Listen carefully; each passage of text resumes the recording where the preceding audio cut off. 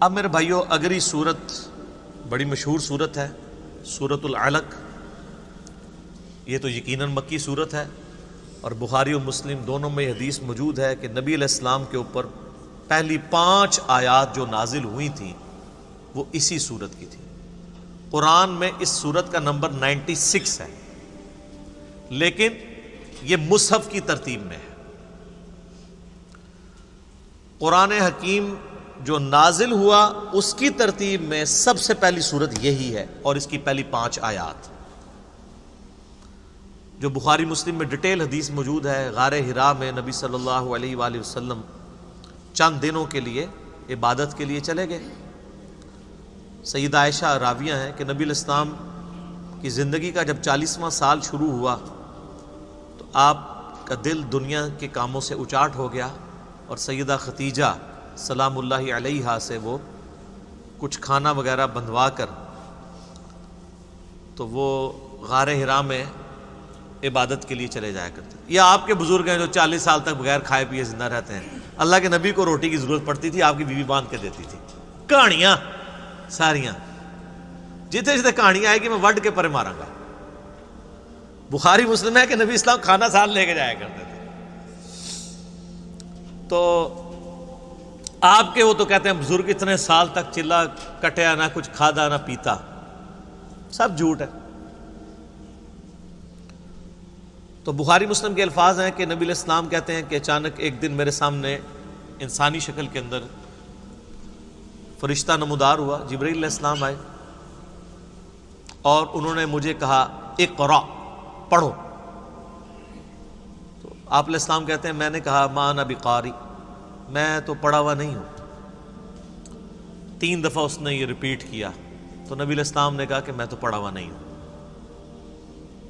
تو پھر اس نے آپ علیہ السلام کو اپنے سینے سے لگا کر زور سے بھینچا، اور اس کے بعد کہا کہ پڑھ، اقرأ بسم ربک الذی خلق، خلق الانسان من علق، اقرأ وربک الاکرم الذی علم بالقلم، علم الانسان ما لم یعلم۔ یہ 5 آیات تو نبی علیہ السلام نے پھر یہ آیات پڑھی۔ اب اس میں ایک چیز مبہم ہے۔ اس کے بعد پھر وہ حدیث چلتی ہے کہ آپ علیہ السلام واپس آ گئے، سیدہ ختیجہ سے کہا مجھے کمبل اڑا دو۔ سیدہ ختیجہ نے پھر تسلی دی کہ اللہ کے نبی علیہ السلام آپ غریبوں کی مدد کرتے ہیں، مہمان نوازی کرتے ہیں، دکھ درد اور مصیبت زدہ لوگوں کے لیے بھاگ دوڑ کرتے ہیں، اللہ تعالیٰ آپ کو کبھی اکیلا نہیں چھوڑے گا۔ پھر وہ اپنے ایک قریبی کزن تھے ورقہ ابن نوفل جو عیسائی تھے لیکن موحد تھے، ان کے پاس لے گئیں۔ وہ نابینا ہو چکے تھے، انہوں نے نبی علیہ السلام کا جب ایکسپیرینس سنا تو انہوں نے کہا کہ آپ کو اللہ نے نبی بنایا اور عنقریب آپ کی قوم آپ کو یہاں سے نکال دے گی، اور میں اگر اس وقت تک زندہ رہا تو میں آپ کی مدد کروں گا۔ وہ خیر زندہ نہیں رہے، اس سے پہلے ہی فوت ہو گئے۔ تو اس میں الفاظ ہیں، یعنی آپ صلی اللہ علیہ وآلہ وسلم نے سیدنا ورقہ ابن نوفل جو سیدہ ختیجہ کے کزن تھے ان سے کہا کہ میری قوم مجھے نکال دے گی، یہ تو مجھ سے بڑا محبت کرتے ہیں۔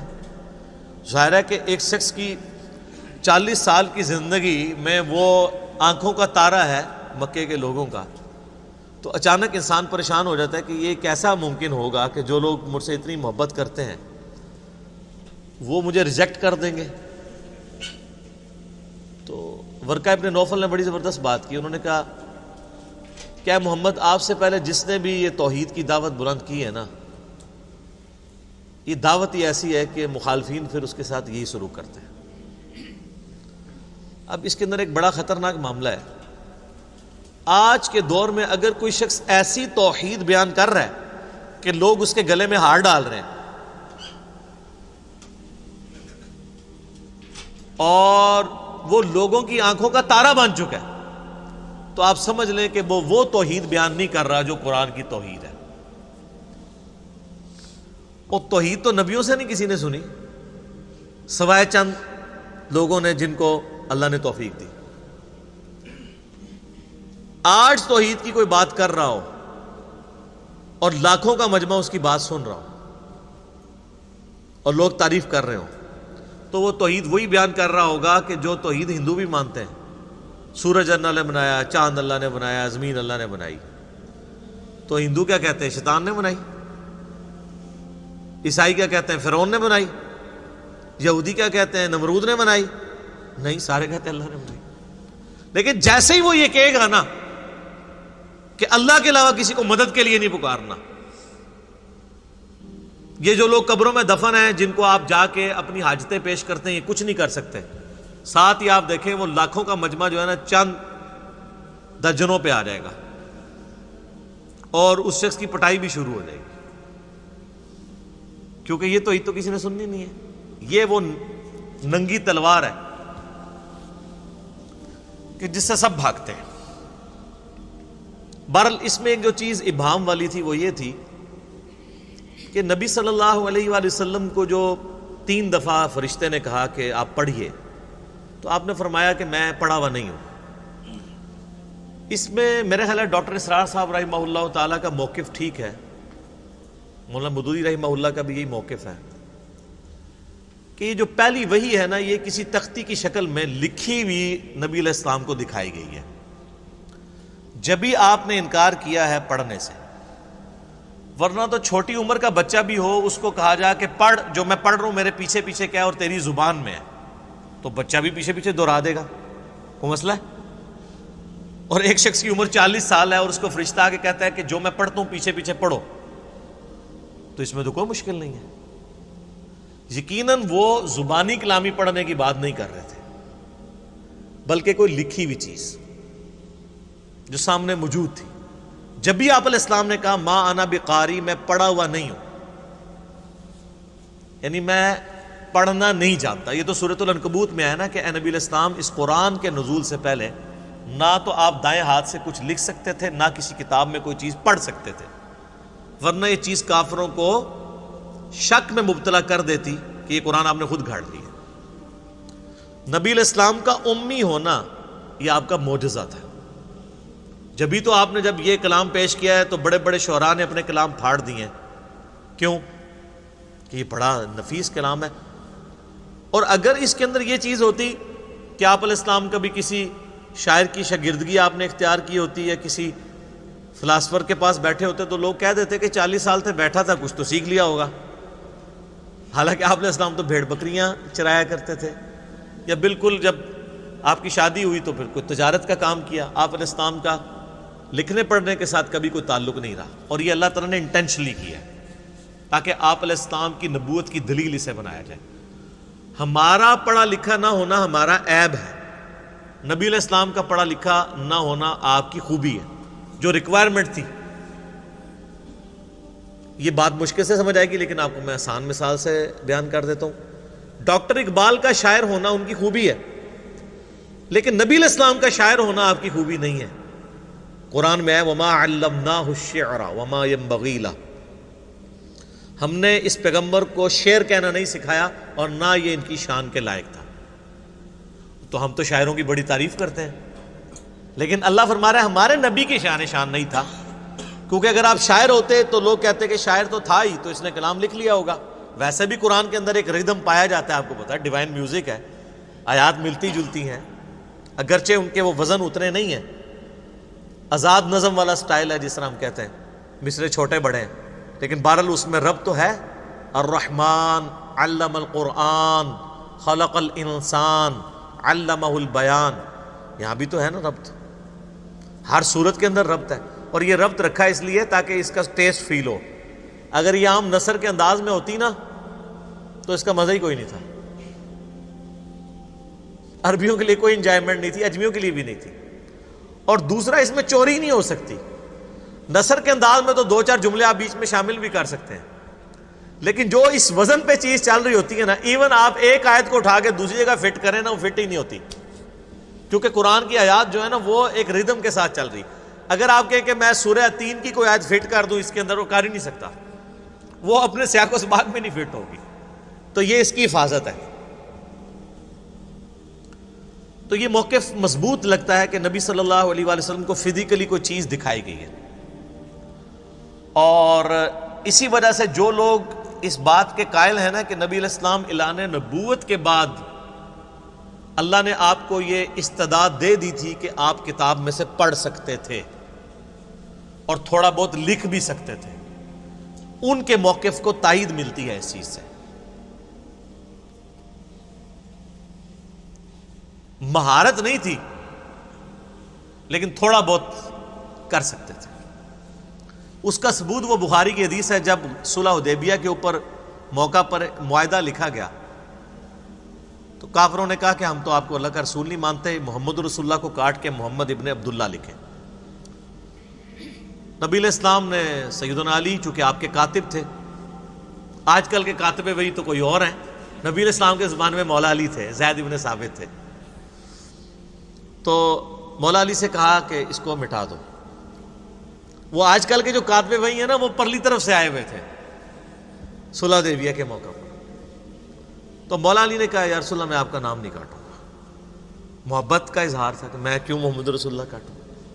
تو آپ نے اس کے اوپر کوئی ان پہ گرفت بھی نہیں فرمائی، آپ نے فرمایا اچھا مجھے بتاؤ کہاں لکھا ہے، تو صحابہ نے بتایا یہ آپ کا نام لکھا ہے۔ تو آپ علیہ السلام نے اس کو اپنے مبارک ہاتھوں سے لکیر پھیری، اور بخاری کے الفاظ ہیں کہ آپ علیہ السلام نے اپنے ہاتھوں سے لکھا محمد بن عبداللہ۔ اس پہ میرا یوٹیوب پہ کلپ ہے نبی علیہ السلام کی ہینڈ رائٹنگ۔ اب جو اسٹرکٹلی جو لوگ اس چیز کے قائل ہیں کہ حضور لکھنا پڑھنا نہیں جانتے تھے، ان کے گلے کی ہڈی ہے یہ والی حدیث۔ وہ کہتے ہیں جی یہ ہے نا جو کہ آپ نے لکھا، اس سے مراد ہے آپ نے لکھوایا، لیکن جھوٹ تو پکڑا جاتا ہے۔ اسی حدیث میں الفاظ ہیں کہ اللہ کے نبی نے اپنا نام لکھا، اور وہ راوی حدیث وہ صحابی کہتے ہیں لیکن آپ علیہ السلام لکھنے میں مہارت نہیں رکھتے تھے، یعنی آپ کی ہینڈ رائٹنگ اتنی خوبصورت نہیں تھی کیونکہ آپ نے کبھی لکھا ہی نہیں تھا۔ تو وہ حدیث الفاظ حفاظت کر رہی ہے کہ وہ آپ نے لکھا تھا، لکھوایا والا چکر نہیں تھا۔ تو بس اتنا آپ نے لکھا۔ تو جو لوگ اس چیز کے قائل ہیں نا کہ اعلان نبوت کے بعد آپ لکھنا پڑھنا جان گئے تھے، اللہ نے آپ کو یہ معجزہ دے دیا تھا، تو یہ بات سمجھ میں آتی ہے۔ اس کا انکار یعنی دلائل کے ساتھ کرنا ناممکن ہے۔ اگر کوئی کرتا ہے تو اس کی اپنی مرضی، میں آپ کو صرف ایک ہر جگہ اختلاف بتا رہا ہوتا ہوں دلائل کے ساتھ کیا چل رہا ہے۔ اس سے نبی علیہ السلام کی نبوت بھی سٹیک پہ نہیں لگے گی، کیونکہ وہ تو اعلان نبوت کے بعد ہے نا۔ قرآن کا تو کلیم ہے اس وحی کے نزول سے پہلے آپ لکھنا پڑھنا نہیں جانتے تھے، تو وہ کہتے ہیں پھر اس سے ثابت ہوا کہ وحی کے نزول کے بعد اللہ نے آپ کو یہ طاقت دے دی تھی کہ آپ پڑھ بھی سکتے تھے۔ تبھی تو آپ علیہ السلام پروف ریڈنگ بھی تو وہی کی کرتے تھے نا۔ پروف ریڈنگ تو وہی کرے گا جو بول رہا ہے۔ پروف ریڈنگ کے دو طریقے ہیں کہ آپ نے کوئی وہی لکھوائی، پھر آپ نے کہا پڑھو کیا لکھا ہے، اور وہ اس نے پڑھ کے سنائی، اور دوسرا یہ کہ آپ خود دیکھیں گے کیا لکھا ہے اس نے۔ تو دونوں طریقے سے پروف ریڈنگ ہوتی ہے۔ لہذا میرا موقف یہ ہے کہ اگر کوئی یہ موقف رکھتا ہے تو یہ موقف بھی دلیل کے ساتھ ہے کہ نبی علیہ السلام وحی کے نزول کے بعد لکھنا پڑھنا جانتے تھے، اگرچہ اس میں مہارت نہیں تھی۔ تو یہ جو ہے نا اقرا بسم ربک الذی خلق، پڑھ اپنے رب کے نام سے، تو بیسیکلی پڑھنے سے مراد یہ نہیں تھا کہ میرے پیچھے پیچھے پڑھ، ورنہ تو آپ پہلی دفعہ ہی پڑھ لیتے۔ یار آپ خود سوچیں، آج بھی آپ کسی 10-12 سال کے بچے کو گئے کہ بیٹا میں جو آپ کی اردو زبان میں بولتا ہوں میرے پیچھے پیچھے پڑھ، تو وہ بھی پڑھ دے گا۔ تو 40 سال کا انسان جو فصیح اللسان ہو، اس کو ایک شخص کہہ رہا ہے پڑھ، اور وہ آگے سے کہ میں پڑھ ہی نہیں سکتا، تو اس کا مطلب یہ ہے کہ وہ سامنے لکھی ہوئی چیز۔ اور پھر جو چوتھی دفعہ بخاری مسلم کے الفاظ ہیں کہ فرشتے نے آپ کو سینے سے لگایا، اور پھر جب چھوڑا تو کہا پڑھ، تو پڑھ لیا۔ وہ سینے سے لگا کے اللہ تعالیٰ نے جبرائیل کے ذریعے پڑھنے کی استعداد آپ علیہ السلام میں ٹرانسفر کر دی۔ سمجھ آ گئی بات کی؟ اللہ کے لیے تو ممکن نہیں ہے نا، ناممکن نہیں ہے نا یہ چیز، ایک لمحے میں کسی کو سکھا سکتا ہے۔ اسی لیے تو میں بار بار کہتا ہوں کہ آپ کہتے ہیں نا ہمارے بزرگ جو ہیں وہ کشف کے ذریعے دل کا حال جان لیتے ہیں، تو اللہ تعالیٰ ان کو 2 منٹ میں سکھا دے۔ میں اپنا میکینیکل انجینئرنگ کا فارمولہ لکھ کے دیتا ہوں، کوئی دنیا کا بابا اس کو دیکھ کے پڑھ کے بتا دے، کہتے ہیں دل کے حال جان لیتا ہے۔ یہ تو سارے ٹھوس ہو جاتے ہیں بھئی، کشف کا اللہ کو تو میکینیکل انجینئرنگ آتی ہے نا، تو آپ کو تو ہم یہی چیک کریں گے نا، دل کا حال تو دور کی بات ہے نا، پرانی بات ہے، دیکھ کے پڑھ دے، نہیں پڑھ سکتے۔ تو پھر آپ علیہ السلام نے یہ وہی پڑھی۔ اب یہ دیکھیں زبردست آیات ہیں. یہ صورت تو یعنی شاہکار ہے عربی لنگوسٹک کا بھی، اور اس کے اندر کتنے اہم مضامین ڈسکس ہوئے ہیں، خصوصاً پہلی 5 آیات میں. Subscribe now and press the bell icon. Never miss an update.